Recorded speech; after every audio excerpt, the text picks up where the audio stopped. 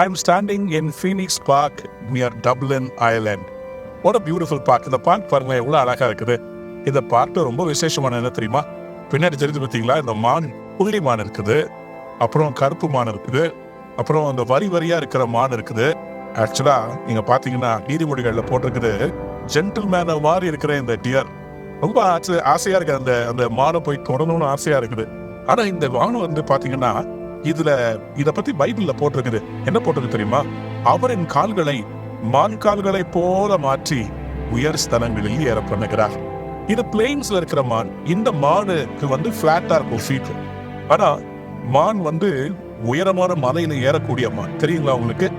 அந்த உயரமான மலைகள்ல ஏறும்போது அந்த மானுடைய கால் வந்து எப்படி இருக்காது? பிளாட்டா இருக்காது, இப்படி வளைஞ்சிருக்கும்.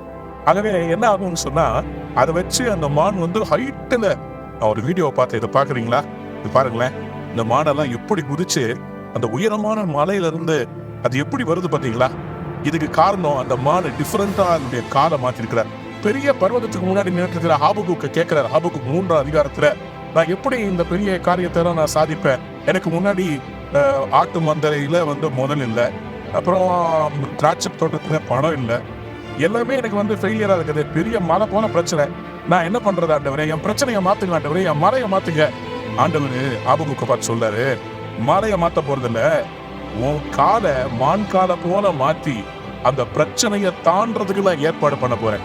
ஆம் பிரியமானவர்களே, அவரும் கால்களை மான் கால்களை போல மாற்றி உயர் ஸ்தலங்களில் உங்களை ஏற பண்ண போகிறார். 1 சாமுவேல் 22ஆம் அதிகாரத்திலையும் சங்கீதக்காரனாகிய தாவீது சொல்கிறாரு, அவரின் கால்களை மான் கால்களை போல மாற்றி உயர் ஸ்தலங்களில் ஏறப்படுகிறார். Today I want to tell you, இந்த மானுடைய காலை மாதிரி உங்க காலை மாத்த போறேன்.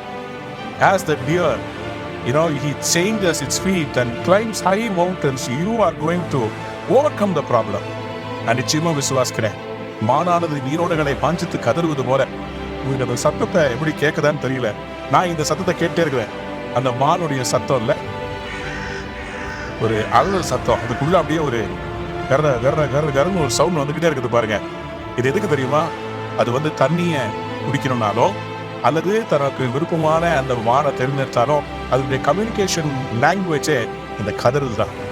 நாமும் கூட நம்முடைய ஆண்டவரை நோக்கி கதறும் போது நம்முடைய தேவைகளை அவர் சந்திக்கிறவராக இருக்கிறார், ஆசீர்வதிக்கிறவராக இருக்கிறார். உங்களை இன்னைக்கு மான் கால்களை போல மாற்றி மேலே ஏற்ற போறார். God bless you. Have a wonderful day. நீங்க உயரங்களை பிடிக்க போகிறீர்கள். ஆமென்.